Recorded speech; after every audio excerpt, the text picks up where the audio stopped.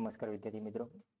તો અગાઉના વિડીયોમાં આપણે સંખ્યાના પ્રકાર અને સ્વાધ્યાયમાં પરિચય જોયો. હવે અહીંયા એ જે સંખ્યાઓ જે પ્રકારની છે સમય અને અસમય સંખ્યાઓ, એ સંખ્યાઓની તમારે અહીંયા દશાંશ અભિવ્યક્તિ ચેક કરવાની છે. મતલબ કે એને દશાંશ સ્વરૂપે કઈ રીતે દર્શાવવામાં આવે છે. તો દશાંશ અભિવ્યક્તિ ટોટલ 3 પ્રકારની છે, જેમાંની પ્રથમ છે શાંત દશાંશ અભિવ્યક્તિ, બીજી આવે છે અનંત આવૃત દશાંશ અભિવ્યક્તિ અને ત્રીજા નંબરમાં આવે છે અનંત અનાવૃત દશાંશ અભિવ્યક્તિ. દશાંશ અભિવ્યક્તિ મતલબ શું? તો કે દશાંશ ચિહ્ન આપણે જે દર્શાવીએ, પોઈન્ટ દર્શાવીએ છીએ, એ પોઈન્ટના એના સ્વરૂપ કઈ રીતના હોય છે, કઈ રીતની સંખ્યાઓ, પોઈન્ટ વાળી કેવી સંખ્યાઓ એ દશાંશ અભિવ્યક્તિની અલગ અલગ પ્રકારે હોય છે એ રીતે દર્શાવે છે. તો આપણે અહીંયા શરૂઆત કરીએ. સૌપ્રથમ આપણને અહીંયા કીધું છે શાંત દશાંશ અભિવ્યક્તિ એટલે શું. હવે શાંત દશાંશ અભિવ્યક્તિ એટલે શું કે તમે એવી સંખ્યા હોય, દાખલા તરીકે અહીંયા સમય સંખ્યા આપી છે આપણને, બરોબર, તો અથવા અંશ અને છેદના સ્વરૂપમાં આપણને કોઈ એક ભાગાકાર આપ્યો છે અને એ ભાગાકાર કરતા જો શેષ શૂન્ય થઈ જાય, ભાગાકાર કરતા શેષ શું થઈ જાય? શૂન્ય. મતલબ કે એનો ભાગાકાર રહ્યો એ સતત ચાલુ ના રહે, પણ એને શેષ આપણને શું મળી જાય? શૂન્ય મળી જાય, બરોબર. તેને આપણે શું કહીએ છીએ? શાંત દશાંશ અભિવ્યક્તિ. મતલબ કે આ જે પોઈન્ટ વાળી કિંમત રહી એ 0.5, આનાથી આગળ બીજો કોઈ અંક છે નહીં, બરોબર. કઈ રીતે? ધારો કે અહીંયા બતાવી છે પ્રમાણે 1/2 જે કીધું છે, 1 ને આપણે 2 વડે ભાગીએ, બરોબર. એટલે અહીંયા આપણે પોઈન્ટ મૂકીએ છીએ અને અહીંયા આપણે 10 કરીએ છીએ. 5 દુ 10 થશે. એટલે અહીંયા તમે જોશો તો શેષ શું મળી ગયા આપણને? શૂન્ય. આવા કોઈ પણ ભાગાકાર હોય કે જેમાં આ જે શેષ છે એ શેષ આપણને કેવી મળે? શૂન્ય મળે. તો એમના જે પણ ઉપર જે આપણને ભાગફળ મળશે એ ભાગફળમાં કેવું હશે? તો કે પોઈન્ટ હોય કે ના હોય. તો પોઈન્ટ પછીની કિંમત જો હોય તો પોઈન્ટ પછીની કિંમત રહીને એ કેવી હશે? નિશ્ચિત હશે, બરોબર. એટલે કે એ ફિક્સ હશે કે આટલી કિંમત જ છે, એના પછી બીજો કોઈ આગળ કોઈ અંક છે નહીં. એ જે અંક છે અંક ફિક્સ હશે, બરોબર. તો આથી આવા જે દશાંશ અભિવ્યક્તિ દર્શાવતો હોય આવી કોઈ કિંમત, દાખલા તરીકે 1/2 છે તો 1/2ની દશાંશ અભિવ્યક્તિ 1/2 ને તમે દશાંશ અપૂર્ણાંકમાં કઈ રીતે દર્શાવો? તો કે 0.5 ના સ્વરૂપમાં દર્શાવીએ છીએ. હવે 0.5 પછી કોઈ અંક છે નહીં, એટલે આ અહીંયાથી અટકી જાય છે, બરોબર. 0.5 પછી કોઈ અંક નથી એટલે શાંત કહેવાય. આને શું કહેવાય? શાંત. આ જે પોઈન્ટ વાળી કિંમત છે, આવી કોઈ પણ કિંમત, દાખલા તરીકે 0.486, અહીંયા 86માં 6 પછી કોઈ અંક નથી, મતલબ કે આ એટલે અટકી જાય છે. તો આને શાંત દશાંશ અભિવ્યક્તિ કહેવાય છે. કોઈ પણ અંક હોય, દાખલા તરીકે 7.15, 15 પછી કોઈ અંક ના હોય તો આ જે દશાંશ અભિવ્યક્તિ છે, આવી દશાંશ અભિવ્યક્તિને આપણે શું કહીએ છીએ? શાંત દશાંશ અભિવ્યક્તિ કહેવામાં આવે છે, બરોબર. તો આને શાંત પ્રકાર કહેવાય. મતલબ કે એક પોઈન્ટ પછીના જેટલા અંકો છે, અંકો નિશ્ચિત હોય, એની સંખ્યા નિશ્ચિત હોય, એના પછી કોઈ વધારે અંકો હોય નહીં. 5 હોય, 10 હોય, 6, 100 હોય, 1000 હોય, પણ એનાથી વધારે એક પણ અંક હોય નહીં. તો એને શું કહેવાય? શાંત દશાંશ અભિવ્યક્તિ કહેવામાં આવે છે. પછી એના પછી બીજું ઉદાહરણ શું છે દશાંશ ચિહ્ન દર્શાવવા માટે? અનંત આવૃત. હવે આમાં શું ખબર પડે? તો અહીંયા જે પણ દશાંશ ચિહ્ન મતલબ પોઈન્ટ હોય, એ પોઈન્ટ પછી જે અંકો હોય છે એક તો કેવા હોય છે? અનંત, મતલબ સતત ચાલુ રહેતા હોય છે અંકો, બરોબર. અંકો કેવા હોય છે? અનંત હોય છે. અનંતનો મતલબ અનંત અંકો ત્યાં દર્શાવેલા હોય. બીજો એક શબ્દ આમાં કીધો આવૃત. આવૃતનો મતલબ શું થાય? તો કે પુનરાવર્તન. આવૃતનો મતલબ શું થાય? પુનરાવર્તન. એનો મતલબ કે જે દશાંશ ચિહ્ન છે, જે પોઈન્ટ છે, એ પોઈન્ટ પછીના જેટલા પણ અંક આવતા હશે એ અનંત સુધી હશે, તથા એ એક અંક અથવા કોઈ સંખ્યા એનું વારંવાર શું થતું હશે? પુનરાવર્તન. શું થતું હશે? એનું પુનરાવર્તન. વારંવાર એનું પુનરાવર્તન થતું હશે. એક અંક અથવા અંકનો સમૂહ, બરોબર. એ કોઈ સંખ્યાનું એનું વારંવાર શું થતું હોય? પુનરાવર્તન થતું હોય. એવી દશાંશ અભિવ્યક્તિને આપણે શું કહીએ છીએ? અનંત આવૃત. અહીંયા એક ઉદાહરણ આપ્યું છે, દાખલા તરીકે 1/3. તો 1/3 ને તમે જો દશાંશ સંખ્યા તરીકે દર્શાવો તો એને આપણે શું કહી શકીએ? તો કે 0.3333 આ રીતે સતત અનંત સુધી ચાલી રહેશે. ઓકે. તો અહીંયાથી તમને ખબર પડી કે આ અનંત છે. આ દશાંશ ચિહ્ન છે અથવા દશાંશ સંખ્યા છે કેવી છે? અનંત છે.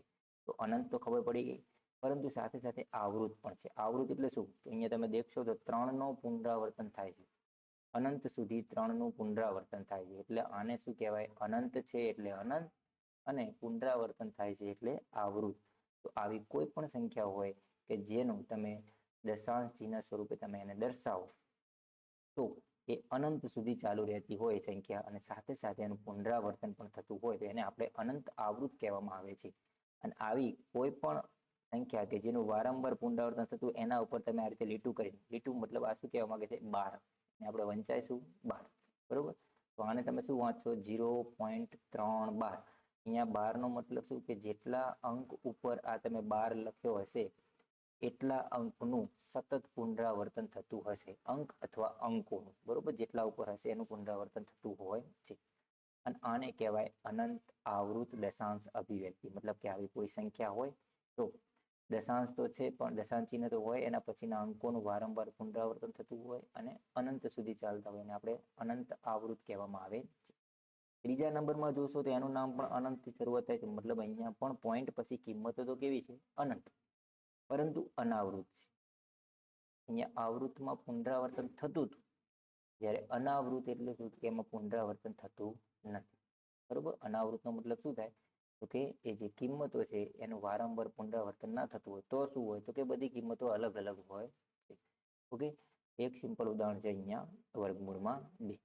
વર્ગમૂળમાં 2 લઈએ એટલે એનું વર્ગમૂળ દૂર કરીએ એટલે એનો જવાબ આવે છે 1.41, 42, 13, 5. આવા અનંત સુધી અંકો ચાલુ રહેશે. પણ તમે અહીંયા દેખશો તો કોઈ પણ અંકનું વ્યવસ્થિત વારંવાર પુનરાવર્તન થતું નથી. અહીંયા તમે કહેશો કે 4 પછી ફરતી 4 તો આવ્યા, બરોબર? તો એ રીતે નહીં. એ સતત યા તો એ અંક અથવા એ અંકોનું પુનરાવર્તન થતું હોવું જોઈએ. જો આનો જવાબ આવો હોત 1.41, 41, 41 આ રીતે હોત તો આનો મતલબ તમે કહી શકો કે 41 નું અનંત સુધી પુનરાવર્તન થાય છે. તો પછી એ આવી જાય અનંત આવૃત. પણ અહીંયા અંકો બદલાતા જાય છે એટલે આવૃત નથી, એટલે શું છે? અનાવૃત. અનંત છે આ કેવા છે? અનંત છે એટલે અનંત તો કહેશું પણ અનંત અનાવૃત કહેવામાં આવે છે. જો જેમ કે અહીંયા શું કીધું? અહીંયા શેષ શૂન્ય ના થાય પણ અંકોનું શું થતું હોય? ચોક્કસ પુનરાવર્તન થતું. અને અહીંયા શું થતું હોય? અંકોનું પુનરાવર્તન પણ ના થાય અને શેષ શૂન્ય પણ ના થાય. કેમ કે આનો તમે ભાગાકાર અથવા કોઈ પણ વર્ગમૂળ લેશો એવી કોઈ સંખ્યા, ઘણી એવી સંખ્યા હોય છે કે જેને તમે અપૂર્ણાંક એવી સંખ્યા હોય છે કે જે અપૂર્ણાંકને તમે દશાંશ ચિહ્ન સ્વરૂપે દર્શાવો ને તો એનો ભાગાકાર સતત ચાલુ રહેતો હોય છે, એટલે અનંત સુધી ચાલુ રહે. બીજું કે એનો જે ભાગફળ મળે છે ભાગફળ પણ એનું પુનરાવર્તન થતું હોતું નથી, એટલે એને આપણે શું કહીએ છીએ? અનંત અનાવૃત.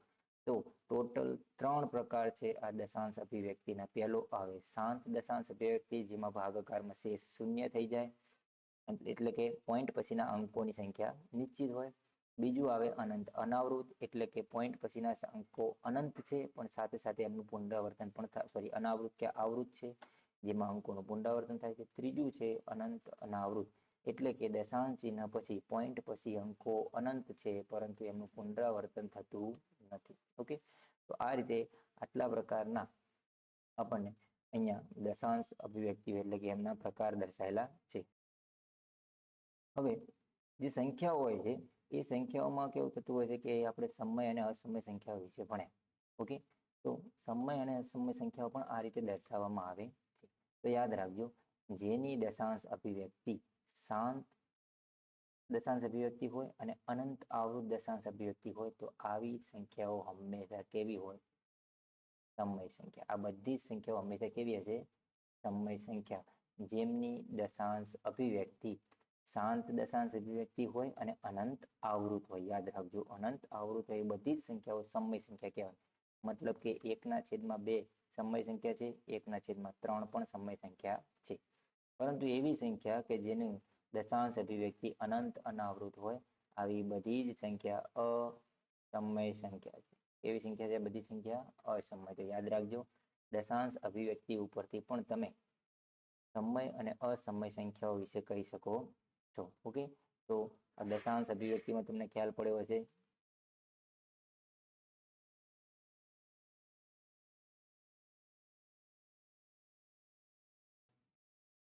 અહીં જે આ ચાર્ટ દર્શાવે છે એ ચાર્ટ ઉપરથી પણ તમે સમજી શકશો કે કઈ રીતની દશાંશ અભિવ્યક્તિ હોય છે અને એ સંખ્યા સમય છે કે અસમય એ આપણે અહીંયાથી પણ સમજી શકીએ છીએ.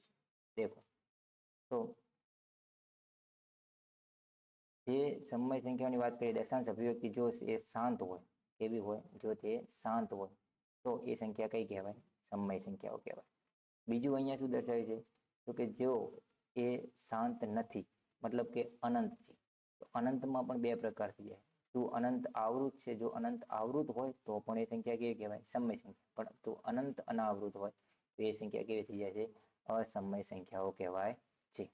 ઓકે, તો અહીંયાથી તમે આ રીતે સમજી શકો છો કે દશાંશ અભિવ્યક્તિ ઉપરથી પણ જો દશાંશ અભિવ્યક્તિ શાંત હશે તો પણ સમય, જો દશાંશ અભિવ્યક્તિ અનંત આવૃત હશે તો પણ એ સંખ્યા સમય સંખ્યા કહેવાય. પરંતુ જો દશાંશ અભિવ્યક્તિ અનંત અનાવૃત હોય તો એ સંખ્યા અસમય સંખ્યા હોય છે. અહીંથી તમે સમય સંખ્યા અસમય સંખ્યા એનું સંપૂર્ણ તફાવત તમે અહીંથી સમજી શકશો. દેખીએ કઈ રીતનું છે. સૌ પ્રથમ જુઓ તો દાખલા તરીકે તમે જુઓ તો પી ના છેદમાં ક્યુ નું સ્વરૂપ હોય, બરોબર, જ્યાં ક્યુ 0 ના હોય તો એ બધી સંખ્યાઓ કેવી કહેવાય? સમય સંખ્યા છે. બરોબર, જ્યારે અસમય સંખ્યાને એ રીતે દર્શાવી શકાતી નથી. એનું દશાંશ સ્વરૂપ કેવું હોય? તો સમય સંખ્યાનું દશાંશ સ્વરૂપ કેવું હોય? તો કે શાંત હોય અને અનંત આવૃત હોય. જ્યારે અસમય સંખ્યા કેવી હોય? તો કે હંમેશા અનંત અનાવૃત સંખ્યાઓ હશે જેની દશાંશ અભિવ્યક્તિ એ અસમય સંખ્યાઓ હોય. ઓકે, વર્ગમૂળની વાત કરીએ તો વર્ગમૂળ સમય સંખ્યામાં કેવું હોય? તો પૂર્ણ વર્ગમૂળ, જેનું વર્ગમૂળ નીકળતું હોય એવી બધી સંખ્યાઓ હોય એને આપણે સમય સંખ્યા કહીએ છીએ. ત્યારે પૂર્ણાંક ન નીકળે એવી કોઈ સંખ્યા, દાખલા તરીકે વર્ગમૂળમાં 2, એને અસમય સંખ્યા કહીએ છીએ. ઉદાહરણ તરીકે લઈ લઈએ તો સમય સંખ્યાઓ કોને કહી શકાય? તો સમય સંખ્યામાં જુઓ તમે અંશ અને છેદના સ્વરૂપમાં પણ દર્શાવી શકો છો. 0 પણ સમય સંખ્યા છે. એને તમે કોઈ પણ વાસ્તવિક સંખ્યાને આપણે અથવા કોઈ પણ પૂર્ણાંકને પણ આપણે સમય સંખ્યા કહી શકીએ છીએ. અને એની દશાંશ અભિવ્યક્તિ જો શાંત હોય અથવા અનંત આવૃત હોય એને પણ આપણે સમય સંખ્યા તરીકે દર્શાવીએ. બરોબર, હવે અસમય સંખ્યાની વાત કરીએ તો અસમય સંખ્યા કોણ છે? પાઈ છે, વર્ગમૂળમાં 2, વર્ગમૂળમાં 3, વર્ગમૂળમાં 5, 7 આ રીતના બધા છે. અને સાથે સાથે 1.0100100001 આવી અનંત અનાવૃત સંખ્યાઓ પણ અસમય સંખ્યાઓ કહેવાય છે.